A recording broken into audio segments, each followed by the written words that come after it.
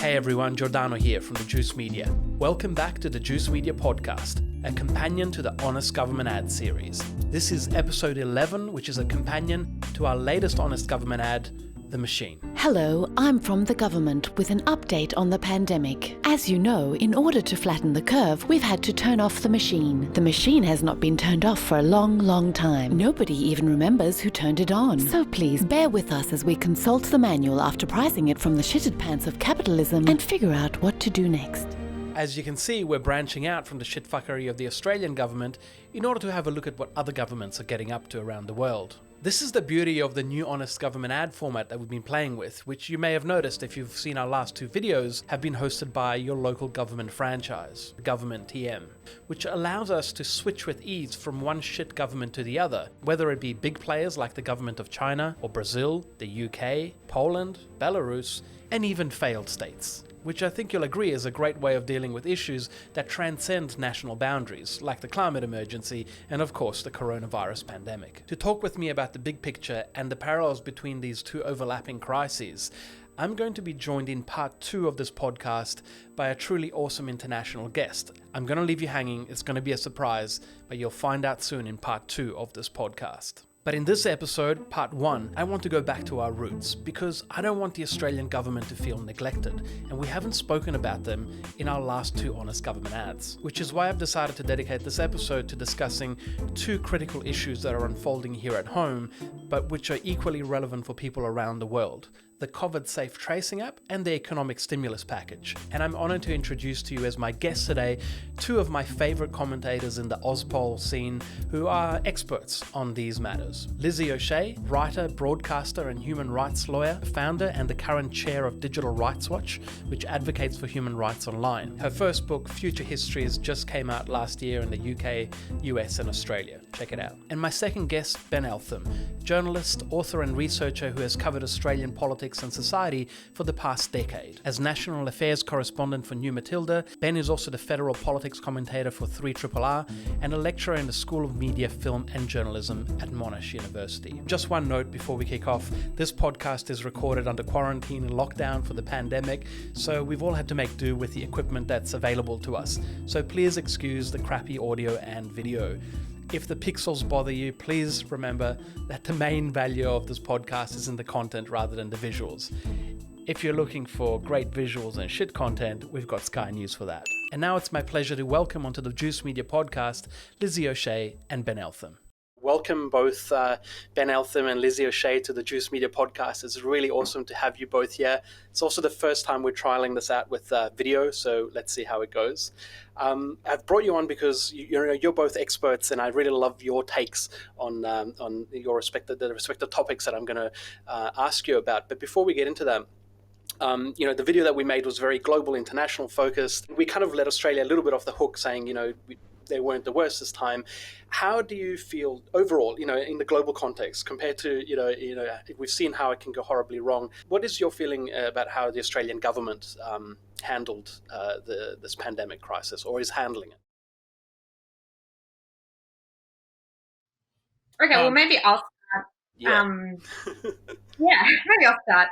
I think Australia is probably characterised best in an essay that's commonly used to kind of describe our national character by, which is talks about it being a lucky country, which is that we don't realise our own luck. In essence, we're blessed with a second-rate political class who aren't very good at what they do, but we're also blessed with a beautiful place to live and lots of wonderful natural resources at our disposal and a nice community and a sense of camaraderie. And so that's sort of what I feel has happened. We've got second-rate political leadership, but we also have shown solidarity and care for each other, which has allowed us to get through this crisis. We also happen to be an island nation, which insulates us perhaps from some of the logistical difficulties of managing the spread of a virus like this. And so it's classically Australian. We managed to have come through this without too much devastation. There may still be more to come, but not really, I think, because of the genius of our political leadership, much more due to the fortune of our particular position. Yeah. Ben, what's your feeling? I'd probably agree with Lizzie on that one. I think Australia's muddled through here relatively well, and we have been quite lucky. Ironically, I think one of the little pieces of luck that we've had was to do with the devastating bushfires over the summer, which meant that a lot of people weren't travelling to Australia around about December and January internationally. And I think that made a big difference in terms of the number of people coming to Australia who might have been carrying coronavirus at the time.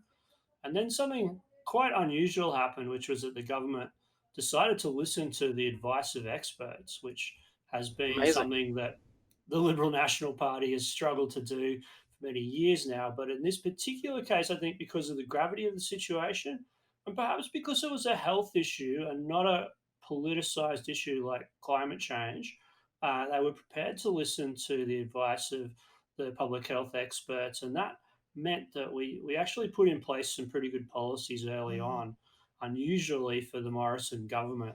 So they had a pretty good early response, but I think we're also now starting to see that kind of that desire to listen to the experts start to erode, and we're starting to see a more overtly political response to the pandemic as the months continue. Probably the two key, there's a lot of stuff to talk about, huge topic, and that was actually one of the challenges in writing this last honest government ad, is like, shit, where do you even start? But here in the Australian context, two of the key issues are, one, the economic stimulus package, the bailout, and the policies that are accompanying that, and all of that, and the CovidSafe app, which is the tracing app that's been rolled out, which is to huge controversy. So I wanted to zoom in and focus on these two particular issues, and I'd like to start with you, Lizzie. If you could explain a little bit the story of what's behind with the app. Have you installed the app, first of all, and then why have you taken that decision? Could you give us a little bit of a bit of a rundown, also for people who might not be in Australia and not know the details of it? Sure. So I'm the chair of a digital rights organisation called Digital Rights Watch, and it came as no surprise to me that one of the policies that was going to be pursued by the Australian government that they flagged reasonably early on was a technological solution to the spread of coronavirus and trying to manage it. I think many people who work in this space are not surprised to see governments take advantage of the opportunity presented by this crisis to perhaps experiment with forms of technology that also double up as forms of surveillance. And I don't think that's a conspiracy theory idea. I think it's actually just using past conduct as a guide to future conduct. I think there's many valid reasons why lots of people in the digital rights space are quite concerned about proposals to deal with this crisis from a technological perspective. So the government has put forward the app, which is designed to assist with contact tracing. It uses Bluetooth technology to collect beacons that a phone might collect when you carry it around, to give an idea of who you may have been in close proximity to. And the design of it itself is still unclear because the source code hasn't been released, but it's modeled on the Singaporean version of this app, for which there was open source available for people to scrutinize. So that's really what we understand it to be, a handshake essentially between two phones using Bluetooth technology. And in many ways, it could have been a lot worse. It could have been an attempt to use locational information that might be present in a phone, that they might have gone around individual user requirements and gone straight to companies to do that without any transparency. So there's choices that they could have made that could have been worse. But there is a lot of things to be pretty concerned about. The governing legislation that deals with this app has not been passed, so it's only just been tabled recently, the bill. So there's an issue where the cart comes before the horse, where they launch an app without releasing the source code, without releasing any of the law that will govern it, and then expect people to download it, and they deal with the laws later on. And that, I think, is indicative of the kind of approach to these projects, which is they push the technology first as a solution to the problem, and they deal with the privacy rights issues later. And the crisis is used as an opportunity to push this kind of technology onto us. So the footing or the framework that began this process has not been great. I think there are things that we can see that are better than they could be, but I think many people are concerned for very valid reasons. I mean, there's a historical context here because the government has introduced.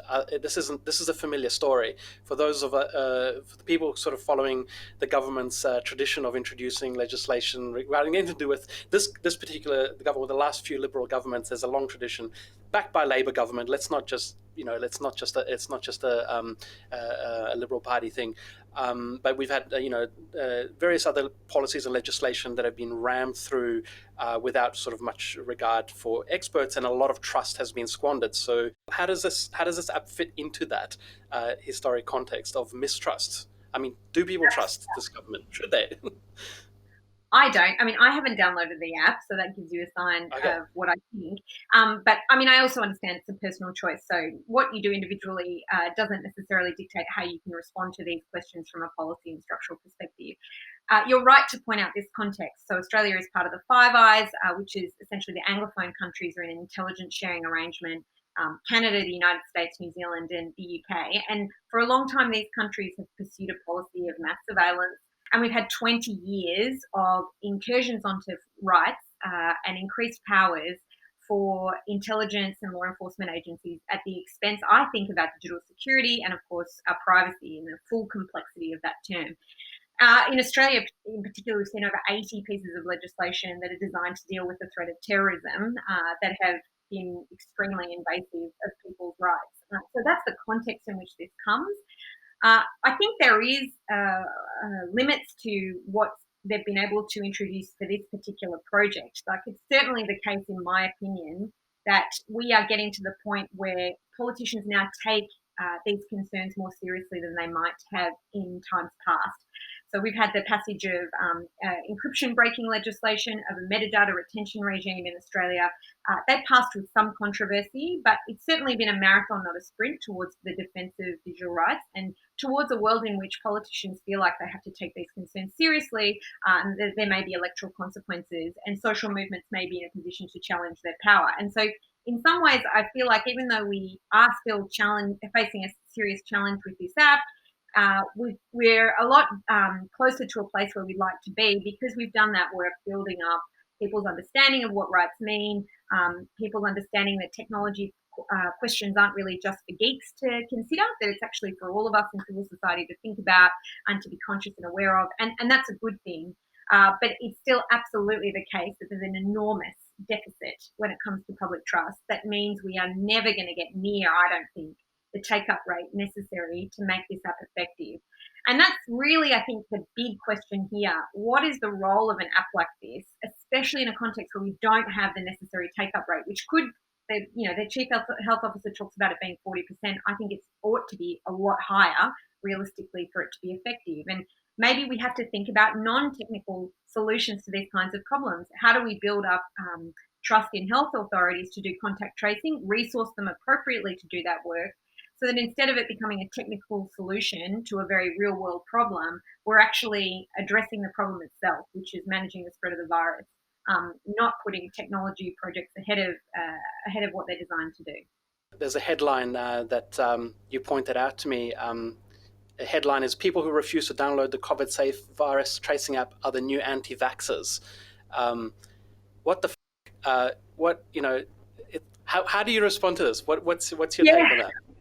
I do think it's really interesting watching the propaganda come out about this app, and not just from the usual suspects at Murdoch platforms, but actually also within the state broadcaster, the ABC, has been pushing this line that it's really important that it's your moral social duty to download this app, and if you're not doing so, you're putting the lives of frontline health workers at risk. And that kind of moral blackmail, I think, is effective, and that's why they do it. And I'm really concerned that the government is kind of pushing this line with the media, and the media isn't really stepping up to the task of asking the critical questions necessary to get this right. And there's notable exceptions to that, of course, but the majority of the media likes to simplify these things. I mean, it doesn't need to be said, of course, but downloading an app is not the same as getting a vaccine. The app is not going to stop the spread of the virus. There are other ways in which we need to change our behaviour to stop the spread of the virus and to contain it and manage it. And my argument is the the more effective thing you can do is wash your hands and stay at home, but also potentially keep a diary of people you've been in close contact with. And so I find often with these discussions, there's this real sense of technological utopianism almost, that we've just got to get the technology right, and we'll be able to solve social problems. We'll be able to paper over these social differences because that's really what's going on. And the same, it's decades, I think, of socialization whereby surveillance is treated as the cure-all to problems like terrorism or pedophilia or other kinds of criminal activities. Very social crimes that, in the sense they've got a social context and they're very serious. They need to be dealt with, but assuming that law reform and technology together can fix them, I think is a mistake. But it's not a surprise to me that this is the philosophy that's being put forward, because we've seen this for 20 years, really since the 9/11 terrorist attacks in the United States. This has been the approach of the surveillance state, of the government, of the political class, and it's overwhelmingly becoming a social phenomenon where that's what we assume is the answer, that the state is the provider of safety, and they do this through legal means, through technical means, and it's our job to defer to them and to adopt the relevant technology in order to do so. And I think we need to start thinking about that afresh. I actually think what you referred to before, the biggest way in which we've managed to stop the spread of the virus is people practicing the politics of care and solidarity, of looking after each other, of limiting their risk, of making sure those at risk are able to limit their risk by looking after your neighbour, by caring for elderly people, that kind of thing. And that's never given the kind of attention it deserves, I don't think. Much more of what the focus is kind of technology and law enforcement. In the bigger picture, in the bigger scheme of things, how do you see this sort of setting? What kind of precedent do you feel that this sets? And I might start with you, Ben, and then perhaps Lizzie, you could give a final comment. So, I mean, I see the CovidSafe app as what the security expert Bruce Schneier calls security theatre. It's something that looks good to the general public. It gives the impression of security, but it's not really making us safer. We saw in testimony to the Senate committee yesterday that the figure of 40% for the population for the take-up target, that it was just a figure they made up. They just plucked it out of the air, and there's actually no numerical basis to that figure whatsoever. And as Lizzie's pointed out, there's a bunch of technical problems with the app as well. Um, what would have been better, I think, would have been an approach that admitted that there's no technical fix to this issue, that what we need is good old fashioned contact tracing and a human response to what is ultimately a biological issue. And I think, in some respects, Scott Morrison and the health authorities, particularly in some of the states, have been pretty honest with people about the biological nature of the pandemic. And I think to some degree the desire to rush into this kind of CovidSafe app solution is I think motivated by desperation, particularly from the Morrison government, to try and relax the restrictions as quickly as possible and to get people back to work, because they're utterly terrified of the scale of the recession, the economic downturn that's now confronting Australia. Sure. So if anyone's listening and tearing themselves apart about whether they should be installing the app to make Scott Morrison and Jesus happy, or whatever guilt trip people are on because they feel they have to do this, or or they like, no, I'm not going to do this because don't tread on me, kind of thing. Like, what I'm hearing from you is that we can spare ourselves the angst of this security theater and actually practice the advice which experts, from Norman Swan to physicians and epidemiologists have said, that the way we deal with this is, as you said, through good old-fashioned,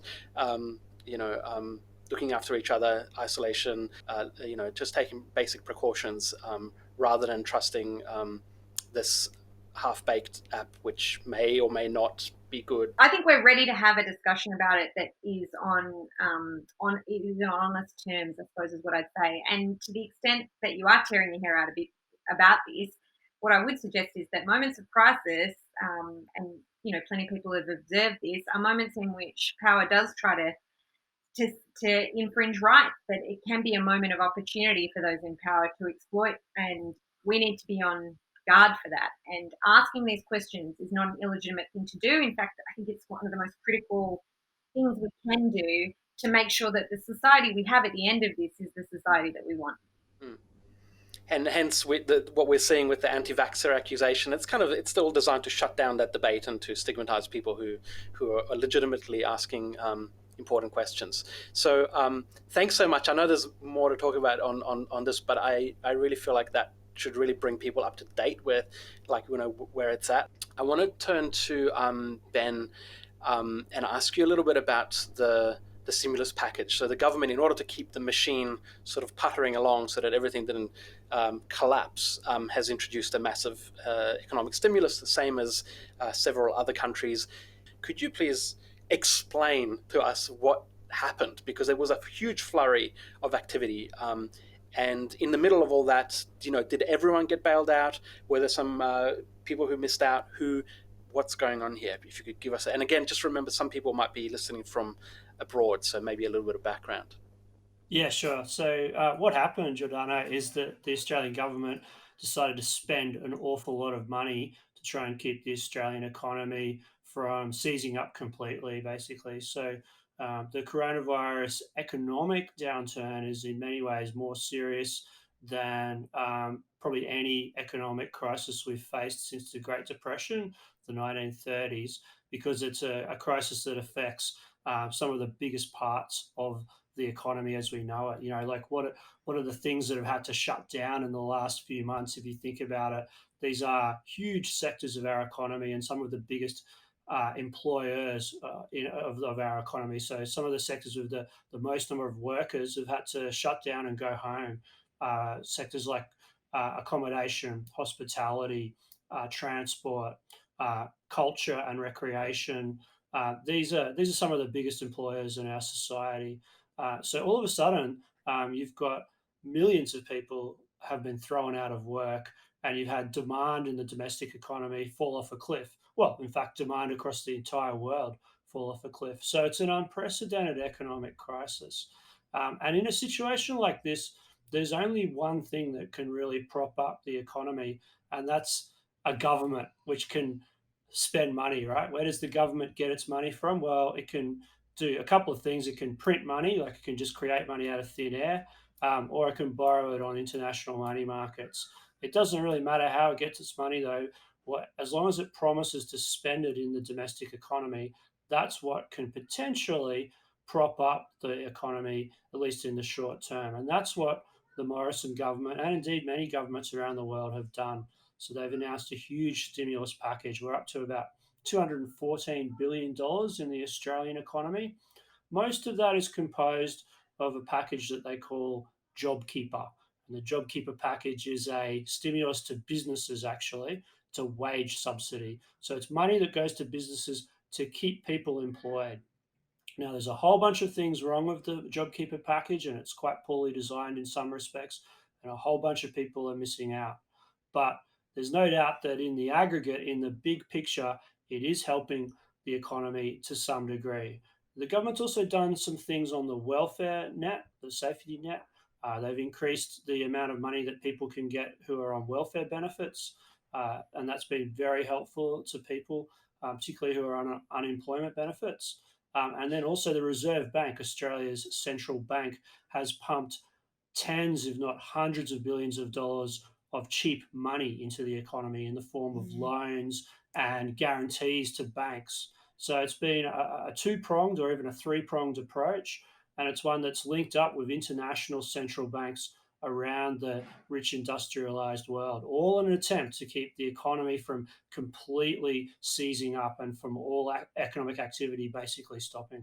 You've mentioned that some people have missed out. Is this just kind of like random whoops, we forgot about you? Or is there like a method is there a pattern here in who's been missing out? It's a little of column A and a little of column B. So there's some degree to which the government stimulus package has been put together really quickly and on the fly, and so some of the people missing out have just been omitted. I think they've just been neglected through bad design. But there's also been a fair bit of targeting of the stimulus to certain sectors of the economy, and some people have definitely been excluded on purpose. And probably the most important group in Australia are migrant workers. So these are people who are in Australia on visas, who are not Australian citizens, and they've basically been excluded from nearly all forms of government support during the pandemic. And that's a very conscious, deliberate decision by the Morrison government, and one that I think is terrible because it really means that these people have very little safety net at all, very little ability to access help from the government. And of course, a lot of them are out of work and they've got no means to support themselves. Now, another group that's been left out is universities, which are basically they've been left to sort of deal with like half their revenue. I'm not sure, I'm just throwing that number out, but a lot of the money is from international students who just aren't able to enter the country, and they've just been told to kind of deal with it. And another group is the arts, entertainment, performers, community. Our two actors, Alan and Zoe, particularly Zoe, who works a lot in the film industry, and all her colleagues and acquaintances have just been left out. You've worked with the entertainment industry. You've covered a lot of the arts community. So I'm not expressing this very well. You know what I'm saying? Yeah, it's fine, mate. Yeah. What's happening in that community? Well, a lot of pain is the short answer. So apart from aviation, the cultural industries have been the very worst affected industries. We think that unemployment has increased to something like 25% in those industries, according to preliminary data from the Australian Bureau of Statistics. And if you think about all the things that have had to shut down because of the pandemic, music venues, any kind of festival, any kind of cinema, it's really a massive impact on those sectors. And the government, you're right, has basically hung them out to dry. There's been no bailout package for the arts and cultural sector at all. And the government simply said that those industries can access the existing stimulus packages even when they're able to. But this again brings into light the problems with the design of those stimulus packages, because it specifically excludes certain classes of workers. And one of the class of workers that it excludes anyone who's a casual who's been working for their employer for less than 12 months. Now, if you know anything about the arts and culture, that's most of the workers, because they're often working in an insecure or a precarious kind of employment situation. Well, they simply move from job to job. If you work on a festival, you might have work for 4 weeks, 8 weeks, and then you move on to the next job. So there's a whole bunch of people who simply aren't able to access the government's stimulus policies, and they've really been hung out to dry. So there's a tremendous crisis in those industries, and it's going to get worse, not better. Well, we saw just this week one of the major cultural institutions in Sydney go into receivership, called Carriageworks. This is a large government-funded arts organisation with a big studio and venue in the middle of Sydney. That's gone under, even with its government funding. So we think this will just be the first of many of these cultural institutions that will go into administration in coming months. So a lot of really important sort of breeding grounds for a lot of the talent that we have in theatre and film in Australia has been kneecapped in the process of this, and it'll be really it's going to leave a mark. It's not going to just go back to normal. Oh, absolutely, Giordano. It's absolutely going to leave a mark, and it's not going to get better anytime soon.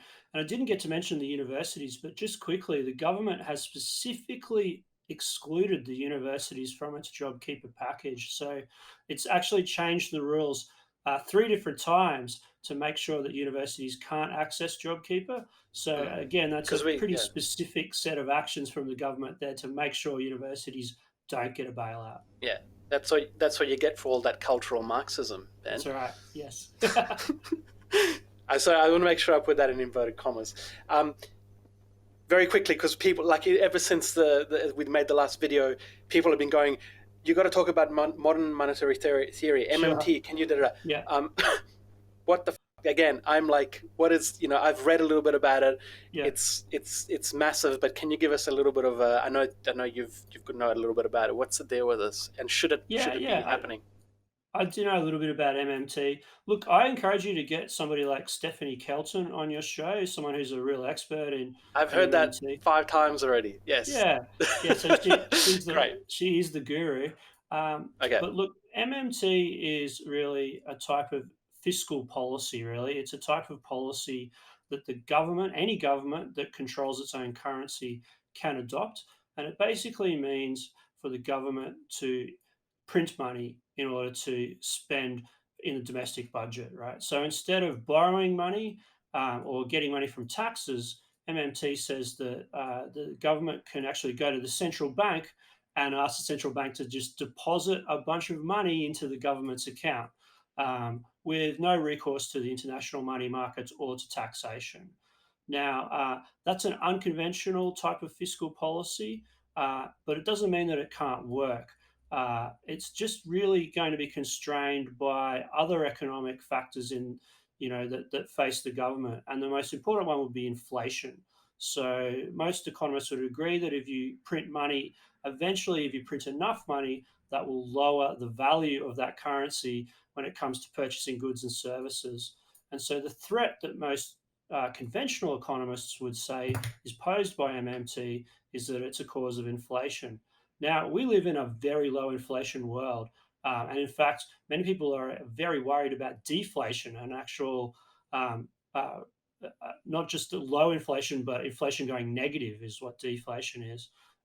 So I would argue that there's probably scope to investigate things like MMT in the current environment.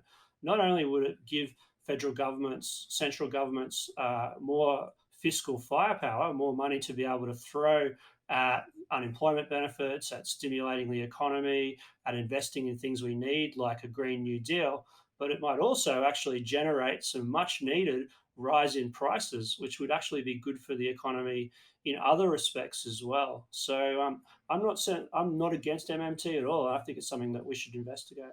I would just add, if I could, as well, that I think there's this huge amount of misery, obviously, that Ben's been talking about, but there is a real opportunity, I think, at this particular moment to think about what we wish to take into the next stage of society, or, to use the metaphor that you used, Giordano, like, if we're going to turn the machine on again, do we want to do that, or what do we want to change about how it works? And there is a huge amount of accepted wisdom in modern economics, particularly around government spending, that appears to now be quite, displaced and worthy of critique, and having a discussion about.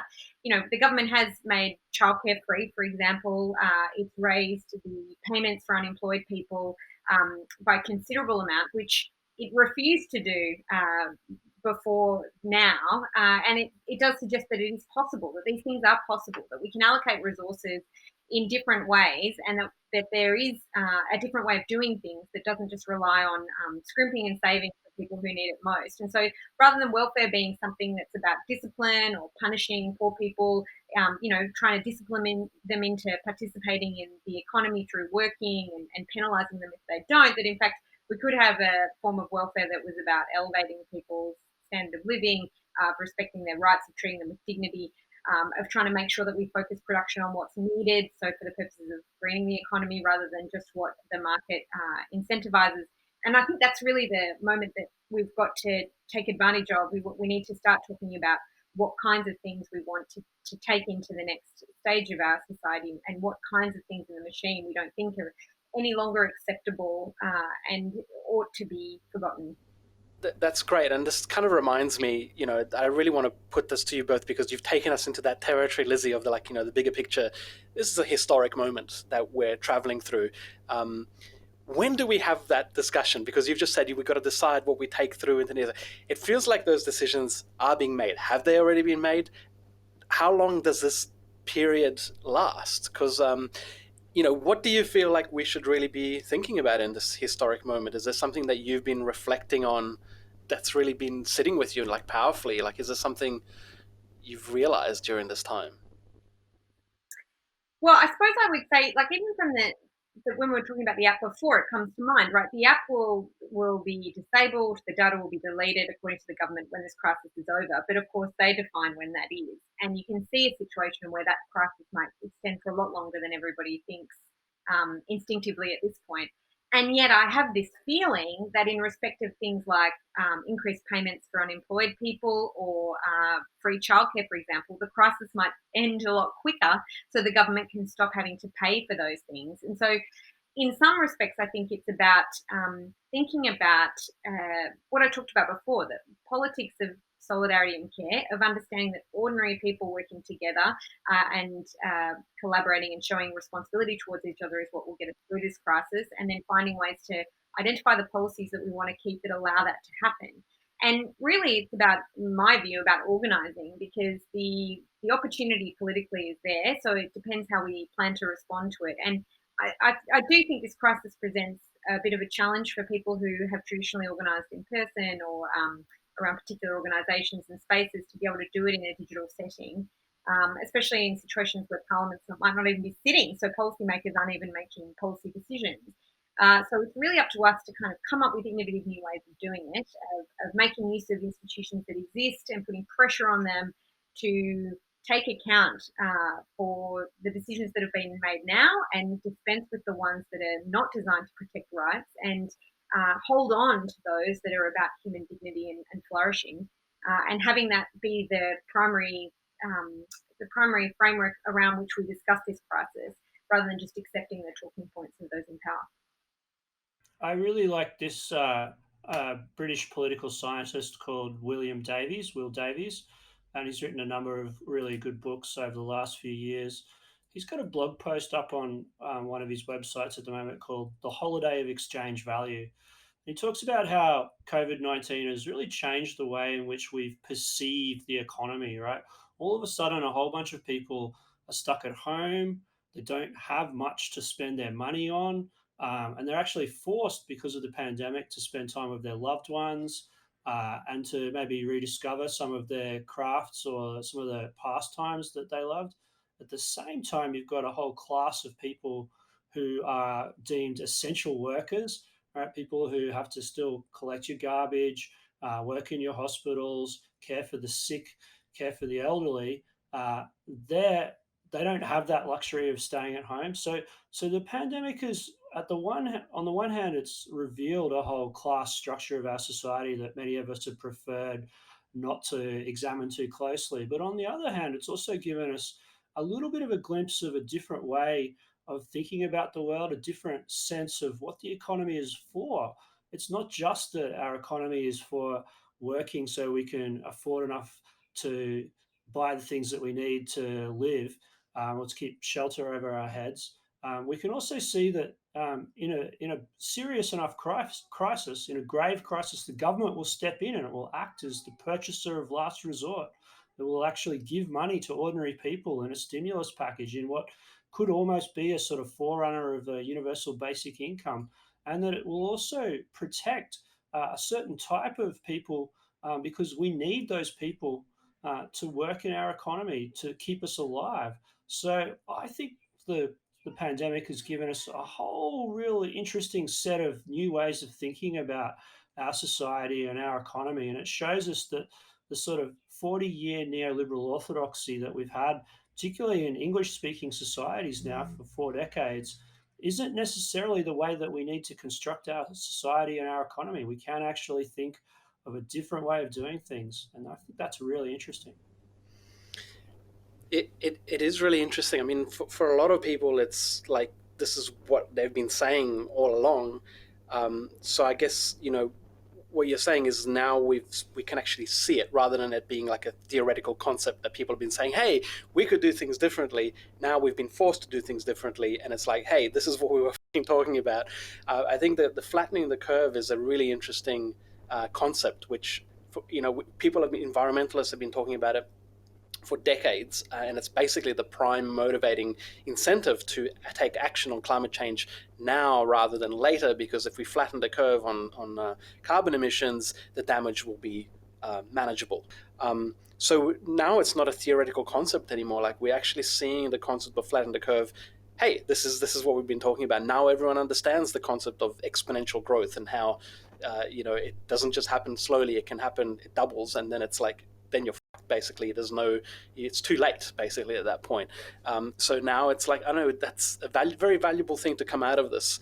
And as you said, also in terms of the economic, the issues of, raising New Start, childcare, all of these sort of things, we can see how they've been beneficial now.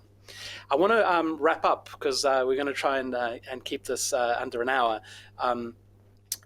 I just want to end off, as I said at the start, I really love following you both. You've both got your finger on the pulse on the Ozpol scene. And I thought of, instead of, normal news shows have headlines at the start where we kind of flag what the most important things. I wanted to end off with that, to kind of ask you both if you could close off just by letting us know, what are one or two questions that you feel we haven't covered here, which people should really keep an eye on going forward over the next period? Oh gosh, okay. I mean, I think there's lots of things. I guess I'll put on my kind of digital rights hat for a bit, because I do think that so many digital rights issues are actually, human rights issues generally. They're not confined to technological concerns. So more generally, I think we should be worried about limiting the rollout of surveillance technologies and the experimentation that this moment provides for both companies and governments to do that. And so prior to this particular crisis unfolding, we were working with others on a campaign to stop facial recognition technology being rolled out in lots of different community spaces, but also a centralised hub in the Australian government, for example, that they were planning for keeping facial recognition inputs, like managing a database that would essentially allow and facilitate faster facial recognition for real-time surveillance. And that's deeply alarming. And I think we need to keep an eye on these technologies that may come about as well. I sort of expected that they might, at least in relation to managing COVID, and particularly at this moment where there's this enormous temptation for governments to start experimenting with these, using this justification in the same way that they might have, for example, in relation to 9/11. So that's a topic that I wouldn't want to ignore. The other one, of course, is this increasing relationship of intelligence sharing between the Five Eyes nations that I described before. And certainly the United States is working with Australia to facilitate greater collaboration and information sharing across boundaries for law enforcement and intelligence purposes. And they'll eventually start cajoling technology companies to do the same. So people may recall, it feels like a century ago, but the Attorney General in the United States was putting pressure on Facebook to not encrypt Facebook Messenger as standard, because they wanted to access that information for their own purposes and be able to break into Facebook systems to do that as needed. This is, I think, their long-term agenda, and they intend to do that with a variety of information sharing agreements across their borders in this intelligence agency, in this intelligence alliance. I think we need to keep an eye on this, because those people never sleep. Like, it's their job to build up their capacity and powers and to continue finding ways to make one of, I think, the greatest inventions of humanity over the last 50, 60 years is the internet, is networked computing, and they want to turn it into a machine for them to use and prioritize their interests above people who use it themselves. Right. So good to remember that although you might have been, we might have all been sort of not going to work or not going to the shops, the powers that be have not been resting during this time and sort of pushing ahead with that agenda. They do over time. Yeah, if anything, yeah. Ben, what are some of the stories we should be keeping an eye on? Yeah, I think for me, the two things that I'm really interested in at the moment are the debate around relaxation. So when should we relax off the social distancing regulations? When should we start to reopen sections of our economy? And you're starting to see some really pretty fierce debate going on, particularly on the right side of politics, the right wing, where people really want to get the economy open right away, and where you're starting to see particularly right-wing thinkers, commentators saying, look, maybe it's okay if we let a few people die, because it's, what the most important thing is we've got to get people back to work, right? Yeah. Maybe it's okay if your grandma dies. And I think we're going to see a lot more of that. It feels like they started saying that pretty much straight away. It's like, okay, lockdown, okay, cool. And then after 2 days, it's like, I think we should reopen the economy. Like, it didn't really wait that long, did they? I don't know. It seems No, like it it's was pretty because quick. because coronavirus is a massive challenge to the neoliberal orthodoxy, which says that money is the most important thing. And if you start insisting on radical ideas like maybe human life is more important than the economy, then who knows what people could start to think. Whole sorts of radical ideas could start to make their way into the public sphere. So that's a really hot debate, and I'm really interested in that one. The second one that I think is a sort of extension of that, but which is not going to play out for the next year or so, but which could be really, really important, is what I'm seeing as the coming of the next wave of austerity. Now, austerity is the idea that the government should cut spending in an economic downturn. And it's a government policy that's proven to be economically wrong, basically. It's been disproven in terms of its effect on the economic growth of an economy. All right. So if you cut government spending in a downturn, it'll make the downturn worse. But again, we're likely to see more and more calls for the government to cut back on its stimulus spending in months to come, because once again, spending money in a stimulus in a downturn, it threatens the neoliberal orthodoxy, which says that the most important thing is a balanced budget for the economy, and which also says that it's not the role of the government to step in to fix up market failures. The market is always right. So by definition, the government cannot fix up the market because the market is perfect. And we'll see a lot of that, I think, in months to come. This idea that we can't afford the stimulus, that we can't afford to pay people on benefits, that we're imposing a crippling debt burden on future generations. The same people who have no concerns at all about climate change seem to be extremely concerned about the debt facing their grandchildren. And I think that'll be a fierce debate in particularly about 12 months' time from now. So why do you think that's in 12 months? Because you feel it's going to take a while. It might be sooner. Right. Okay. I was just wondering. I was like, oh, okay. So at the moment, everyone has agreed to somewhat of a truce on some of the old politics, and some of the old kind of political and economic debates. But as we move out of the immediate phase of the pandemic, and where people are not dying in streets and nursing homes and hospitals, as we start to move into the recovery phase, then a lot of the old political debates will reestablish themselves, and particularly people on the right, and particularly the commentators and the people who like to advocate on behalf of capital will start to move into the debate, and they'll try to argue that we can't have all of this stimulus payments being given to ordinary people, because of course that threatens the interests of capital. They would like to see that the government basically get out of doing stimulus as much as possible and get back to the business of reducing taxes and deregulating labour markets and freeing up the economy for big corporations. Thanks so much. Thanks so much, Lizzie. Lizzie O'Shea Ben Eltham, thanks for joining us on the Juice Media podcast. I hope we'll have you back again to talk about some of the issues that are unfolding on this historic time that we're going through. Thanks for breaking it down on the CovidSafe app, on the economy, and lots of shit fuckery in between. Thank you. Thanks, Lizzie. Thanks, Giordano. Thanks, Ben. Thanks, Giordano. Well, that brings us to the end of episode 11 of the Juice Media podcast. As I mentioned at the start, this is part 1 of the episode accompanying our honest government ad about the machine. And in the next podcast, I'll be joined for part 2 by a very special international guest to talk about the global picture and what this historic moment means for that other curve we need to flatten, the climate emergency. As always, thank you to all our patrons who make it possible for us to produce this podcast. If you'd like to support our work and our videos, you can do so at patreon.com/The Juice Media. This is Giordano, and you've been listening to the Juice Media podcast. Take care and wash your hands.